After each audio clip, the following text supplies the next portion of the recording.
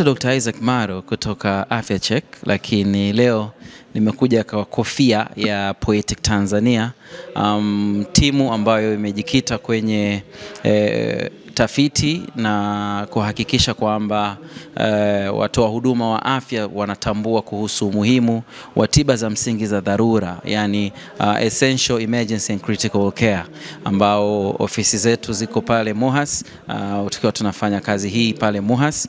Na leo kikubwa ambacho nimekuja kufanya, nimekuja kuzungumzia umuhimu wa watoa huduma za afya kufahamu kuhusu umuhimu wa tiba hizi za msingi za dharura, ambazo kimsingi ni huduma ambazo ni za msingi kama nilivyosema, lakini za gharama nafuu na ambazo zinaweza kutolewa popote.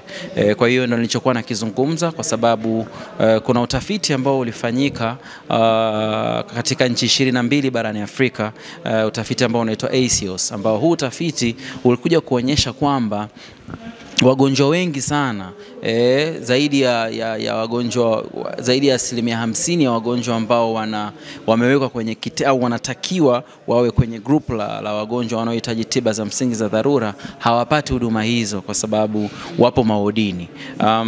Ilifanya utafiti katika hizi nchi 22 na sio Tanzania peke yake, na kote ikaonyesha kwamba ni kweli kwamba kuna wagonjwa ambao wapo kwenye maeneo ya dharura kabisa, ikiwemo wodi za ICU za dharura, lakini pia wapo kwenye maeneo mengine ambayo yanahitaji kabisa na yanatoa huduma hizi, lakini kuna eneo ambalo kwa bahati mbaya kuna hawa wagonjwa pia, lakini unakuta mara nyingi hawapati huduma za msingi za dharura. Na hii inatokana na ukweli kwamba pengine hayo maeneo aliyopo hayako tayari, tunasema readiness, na hata vifaa havipo, hata kama vipo haviko kwa uwezo wa kumpatia mgonjwa hizo huduma, yani available. Kwa mfano vitu kama unaweza kukuta tu mashine ya kupima pressure ipo lakini haina battery.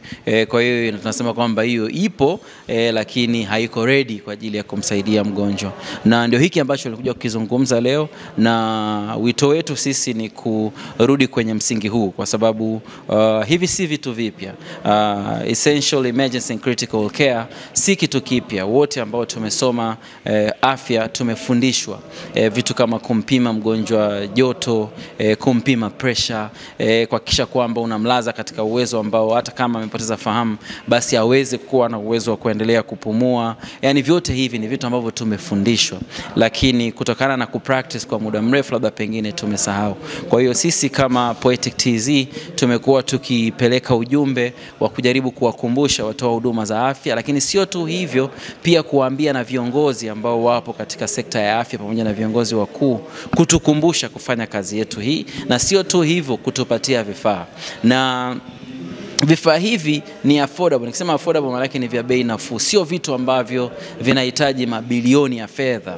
Ni vitu ambavyo vinahitaji fedha kidogo tu. Vitu kama nilivyosema pulse oximetry ya kupima oxygen saturation, kitu kama mashine ya kupima pressure, vitu kama thermometer ya kupima temperature, na vifaa vingine vidogo vidogo vinaweza kusaidia sana kuokoa maisha ya watu wengi ambao wamelazwa kwa maodini, lakini kwa bahati mbaya hakuna mtu ambaye anafikiria kwamba wanaweza wakawa wanahitaji critical care, na matokeo yake inakuja ile concept ya kwamba mgonjwa alibadilika ghafla, wakati hapana. Kama tungeweza kuwa tunamwangalia mara kwa mara, tungeweza kujua kwamba temperature inapanda, tungeweza kujua kama pressure inapanda, tungeweza kujua kwamba saturation ya oxygen inapungua. Haya yote tungeweza kuyaona, lakini kwa bahati mbaya kwa sababu hatuko tayari, we are not ready, na vifaa haviko available, unakuta kwamba wagonjwa wengi wanapoteza maisha. Na huu utafiti ulionyesha kwamba wagonjwa wengi sana waliokuwa critical ill ambao wapo kwenye mawodi huwa wanafariki katika kipindi cha siku 7 bila, kwa sababu tu hawajapatiwa huduma stahiki kwa wakati stahiki.